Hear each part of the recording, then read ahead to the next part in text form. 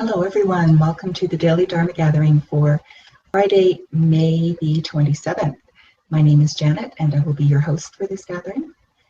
Joining us tonight is Thupten Chunmi. Chunmi has studied Buddhist meditation and philosophy with Venerable Thupten Chodron since 1996 and intensified her training by moving to Sravasti Abbey, an American Buddhist monastery in the Tibetan tradition, in 2007. She ordained as a novice nun the following year and received Bhikshuni ordination in Taiwan in 2011. Venerable Chunmi regularly shares the Dharma on behalf of the Abbey, both with local groups and occasionally abroad, and occasionally here at the Daily Dharma Gathering, and we're so grateful for that. Yeah. We will have time for questions and comments as usual at the end, so if you have any, just scroll down to the bottom of the page and type them in, and I will pass them along. And Chunmi will be talking tonight about mind is the source. And with that, over to you. Okay, thank you. And a good Friday evening to everyone. For most people, this is the end of a work week. So I thought it might be nice to start with some calming, soothing, settling meditation first. And then this meditation on mind is the source. The full title is Mind is the Source of Happiness and Pain. And it's a very useful meditation to know how to reflect on, because so often we can get caught up. I don't know about your mind, but so easily my mind can get caught up on something happens and I can't let it go. Something happens and sometimes it's big, sometimes it's not so big in the moment, but it seems like it just kind of comes back and it begins to whisper in your ear about, oh, this should have happened, this shouldn't have been that way. And then when you start to have a little internal monologue about a story that is usually about another person. Sometimes it's a situation, but mostly it's about other people being a cause of a difficult situation.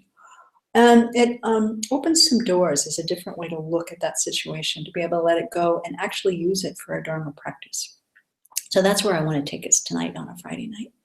But let's start with some just settling the mind, some concentration meditation.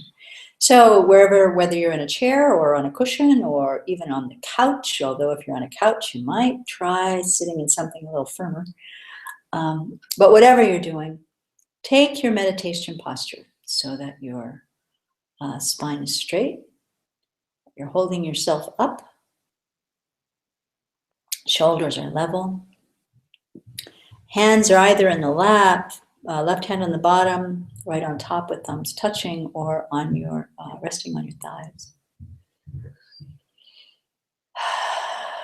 Take a couple of deep breaths just to bring yourself present to the space. Now feel your connection to the cushion, to the chair. Be aware of the room that you're in, its temperature. Is there air moving around it? If you need to adjust, shut the door, find a cushion, do something like that, go ahead and do that and settle into a space where we really are concentrating on our own mind, allowing ourselves to take quite a delicious moment to reflect and bring ourselves present to ourselves.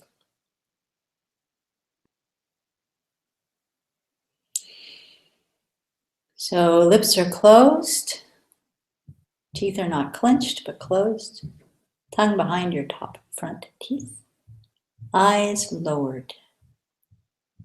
If you can keep a little bit of light coming in, that's very good. It will help stave off the drowsiness and keep your mind more alert.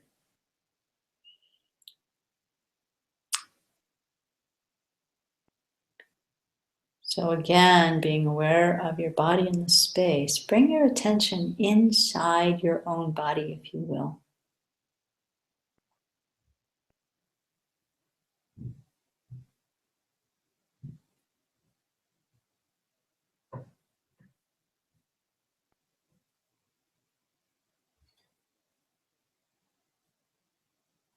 And then we'll take a moment to scan the body.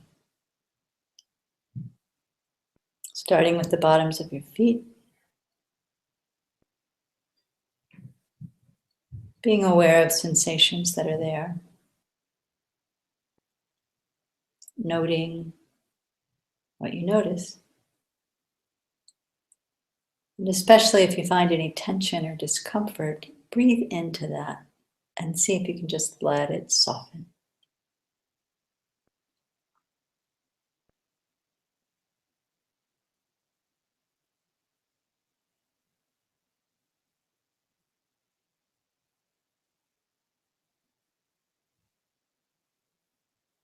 And then move your attention into your legs. First lower leg, then up to the knee, into the thigh.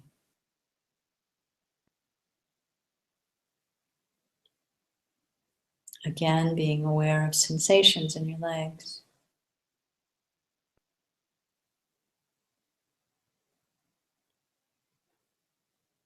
Not judging them, not pushing them away, but just noticing.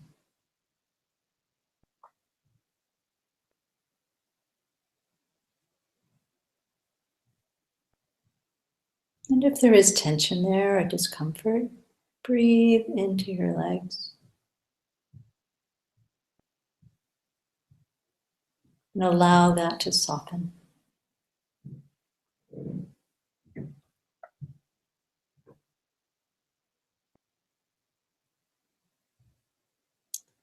And then move your attention into your hips and pelvis.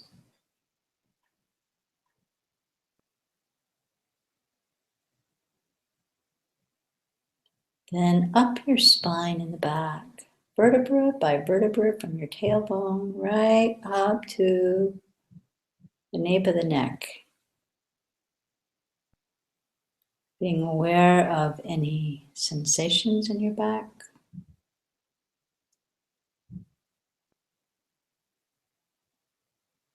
Both the structure of the bones as well as any muscular sensations.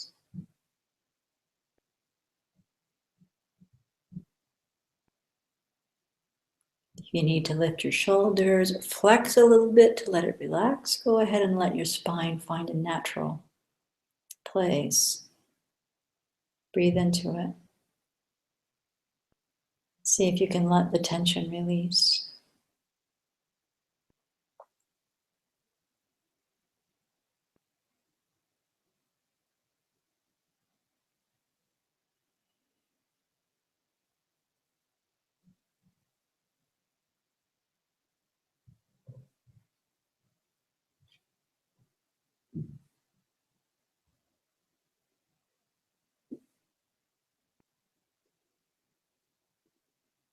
And then move attention, excuse me, to the front of your body.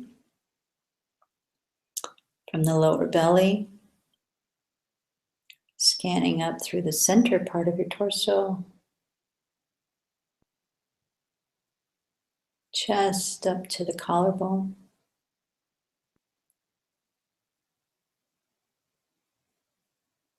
Being aware of the sensations of the muscles, skin, and even the organs inside.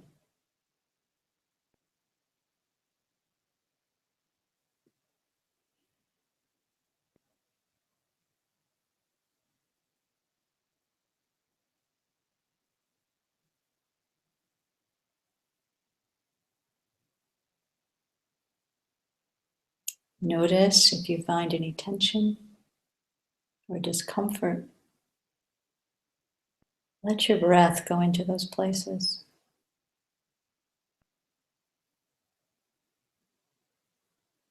Soften and let it go.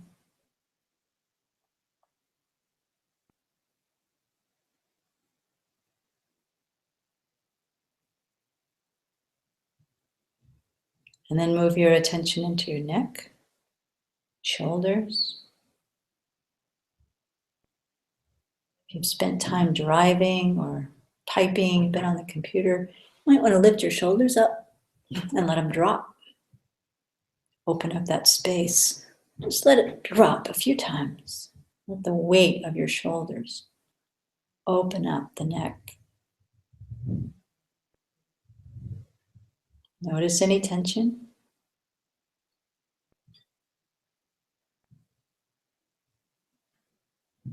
Adjust as you need to, breathe into it and let it go.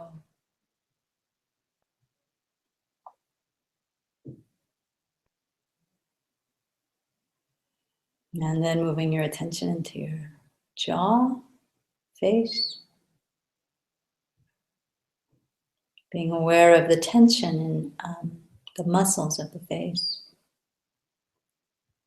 If you let yourself smile just a little, it helps to relax the whole face, all the muscles. Especially notice between the eyebrows, around the eyes, around the corners of the mouth. Notice the sensations there.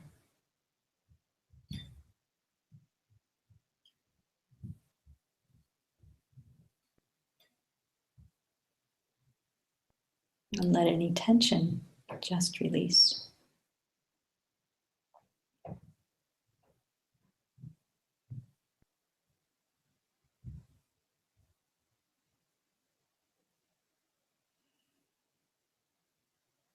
And then carry this body scan right on up your scalp to the very crown of your head.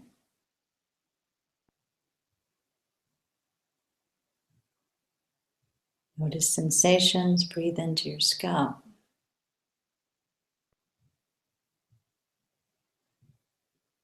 And let any tightness soften.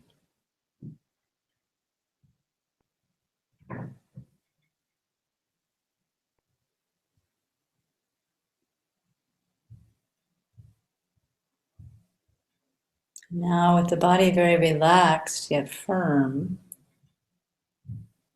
in our posture,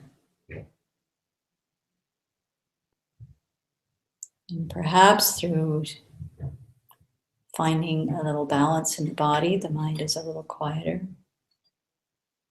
Turn your attention to your breathing for a moment.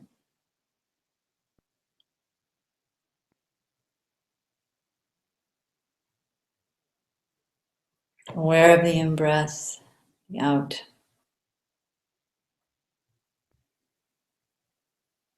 The sensations of breathing.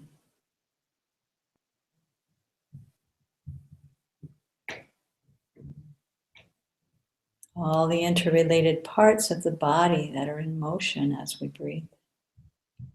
Be aware of all of that.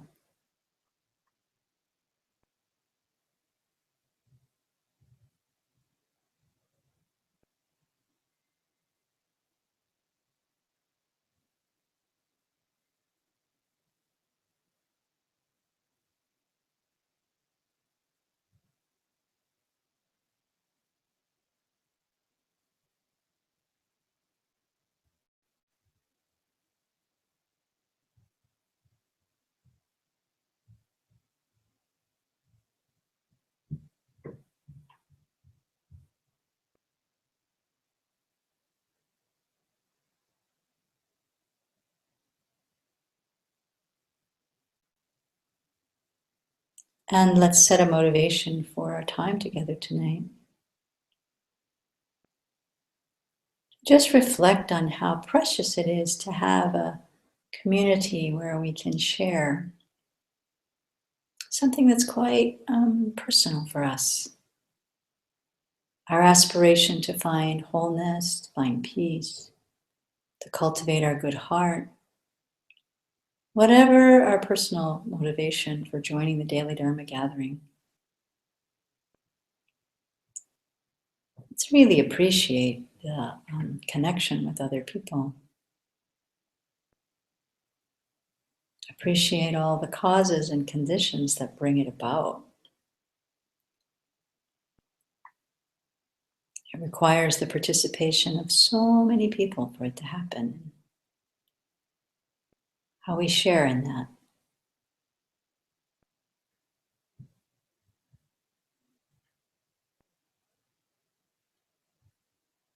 And this is just a very small illustration of how much we actually depend on living beings for everything.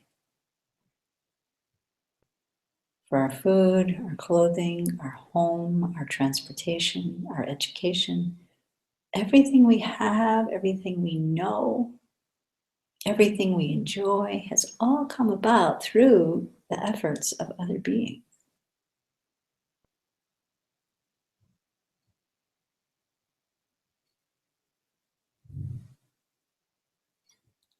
And so, with gratitude for that, for their efforts, and a wish to share the peacefulness, the calm, the sense of community that comes from our daily Dharma gathering, let's set a motivation that by our practice tonight,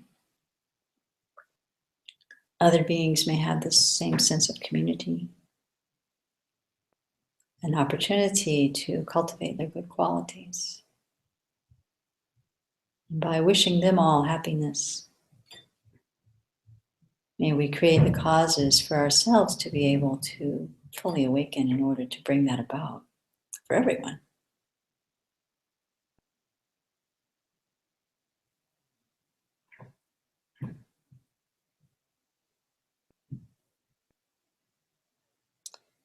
So I'm going to go right into the meditation on looking at a situation in our life. So think about something that came up this week. It being Friday night, we probably have a pile of anecdotes from our week. Something that was difficult or challenging, a disturbing interaction, something that we would like to actually clear up. Bring a situation like that to mind.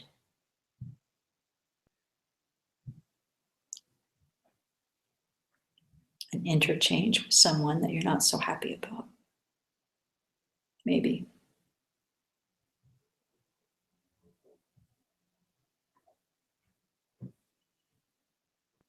And as you bring that situation to mind, recall what you were thinking and feeling at the time. Not what the other person was saying or what they were doing, but your own internal experience. What were you thinking? What were you feeling?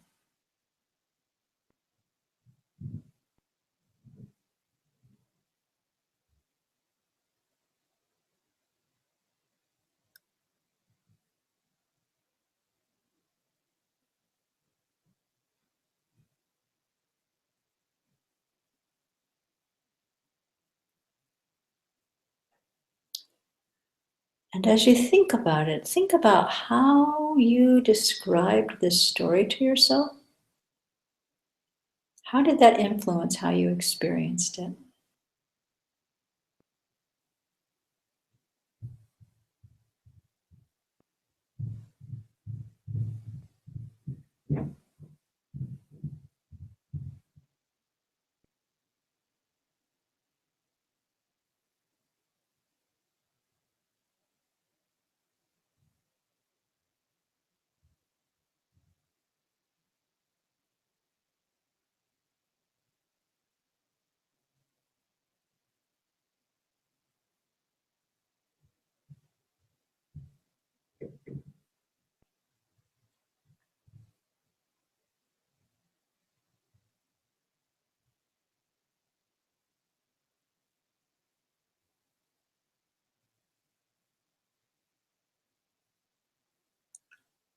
So next we examine how that attitude, how did that affect what you said and what you did in the situation?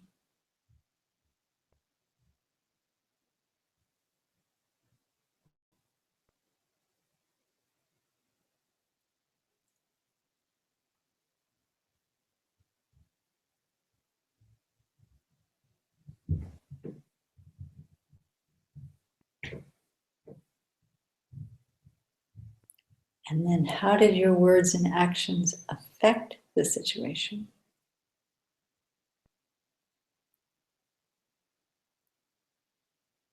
And how did the other person respond to what you said and did?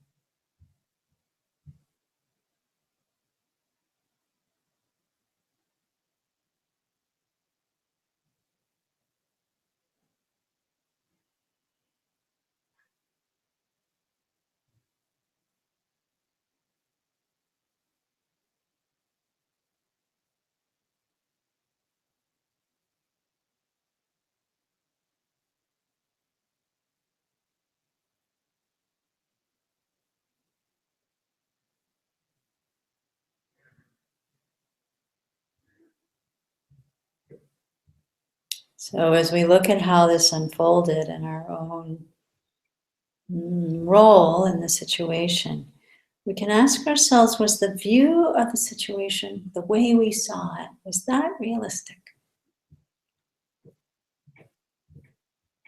In other words, were we able to see all sides of the situation? Or were we pretty much looking at it through the eyes of me, I, my, mine, my wants, my needs?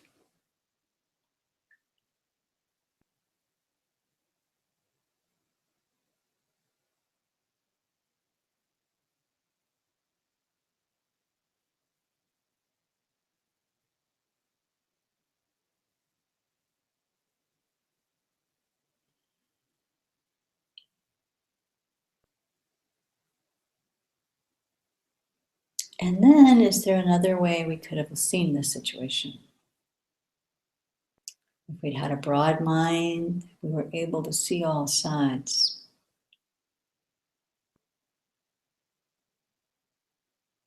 How might it have looked if we were not quite so self-focused?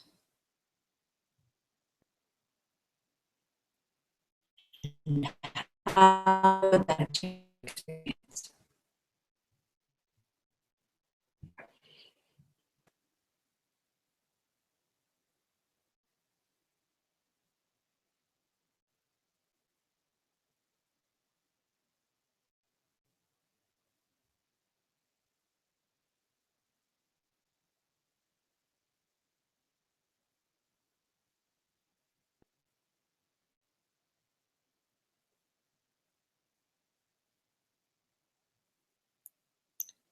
Well, usually people have a little bit of a shift at this point. I certainly just did in the situation I was thinking of. And so it concludes with a determination to try to be aware of how we're interpreting events. And to cultivate a broader mind so that we have a more beneficial and realistic way of looking at the things that occur.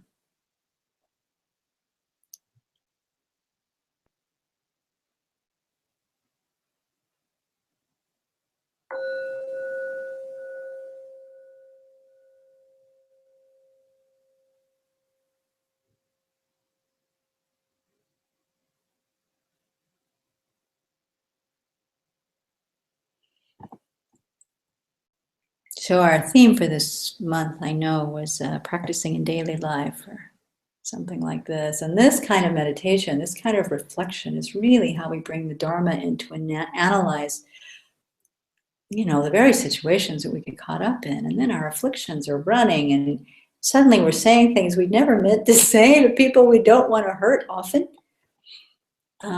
So this really can help. So I want to stop in time for people to respond or ask questions because it's often it's an evocative reflection. Thank you so much. It was wonderful. So just a reminder, everyone, if you do have questions or comments, scroll down to the bottom of the page and type them in, and I will pass them along.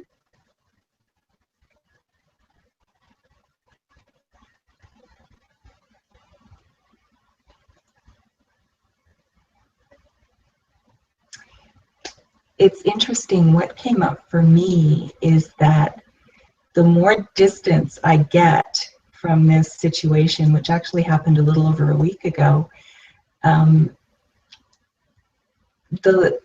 it's almost like, did that actually happen? Or was I dreaming? And I know it happened because I keep reminding myself that it happened. But,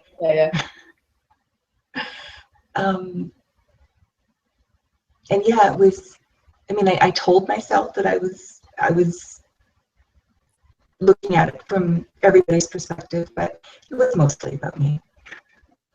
Yeah, that's what it seems to boil down to, doesn't it? That was true in my situation too. I had a little conflict where the interpretation, I can hear myself saying, she tricked me, or she's cheating. That's not the rules of the game.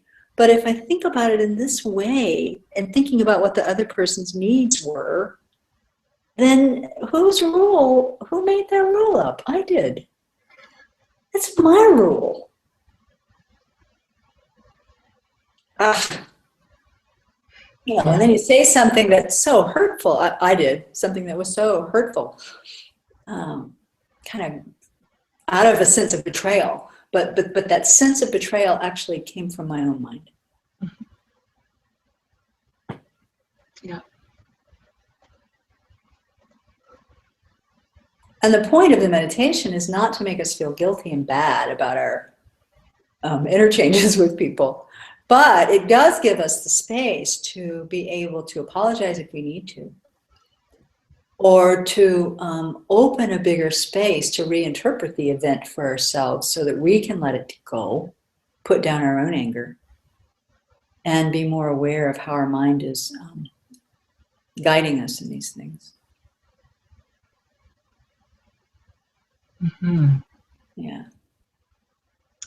And a few shifts in perspective that I'm going to continue contemplating.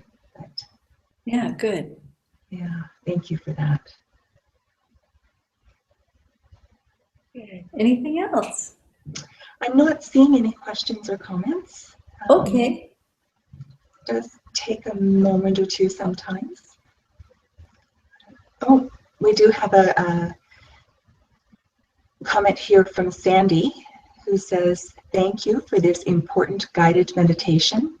Reducing our identification with some thoughts and attitudes can be much more difficult than expected. Yeah. Not easy to let go of sometimes. That is really true. And this kind of reflection is useful to do with some frequency. So I can repeat the points. Number one is recall the situation. And then again, usually when we remember, we think about what they did. But in this case, when we bring the situation up, it's not what they did, but what was I thinking and feeling? That's very important. And then as I recall what I was thinking and feeling, recalling how then I was interpreting the event. That's what helps to bring that to mind. And then we see how our own attitude affected the unfolding. That's the second point. How did my own attitude affect what I said? Or how did the person respond to that? All of that. The third point then is questioning, was my view realistic? Was my view holistic? Was my view looking at it from everybody's point of view? Or was it just coming from here?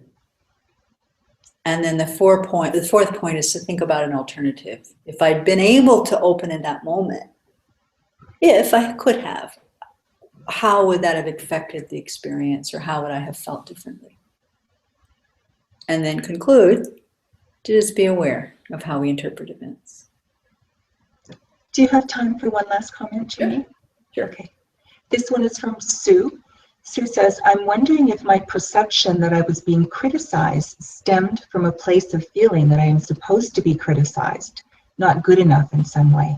How easily I fall into this trap. That's an amazing insight to have. If criticism is an issue, I share that. And many of us do. But it is easy to hear criticism when actually that's not the other person's intention. So it's this kind of meditation is really useful to look at those situations and help heal that place a lot, that hears those words as criticism and can just accept, well, they were just saying whatever. Yeah, nice insight, Sue. Wonderful. Thank you so much. Yeah. Thank you both, Sandy and Sue, for your comments and questions. Thank you again, Chuni, for your teaching. Happy to be here. Yeah, thank you, Janet. Thanks everyone for tuning in, whether you're watching live or tuning in after the live stream ends. It's wonderful to have you here, and join us again tomorrow at 12 noon when Joe Mauricio will be talking about building your life. Bye for now.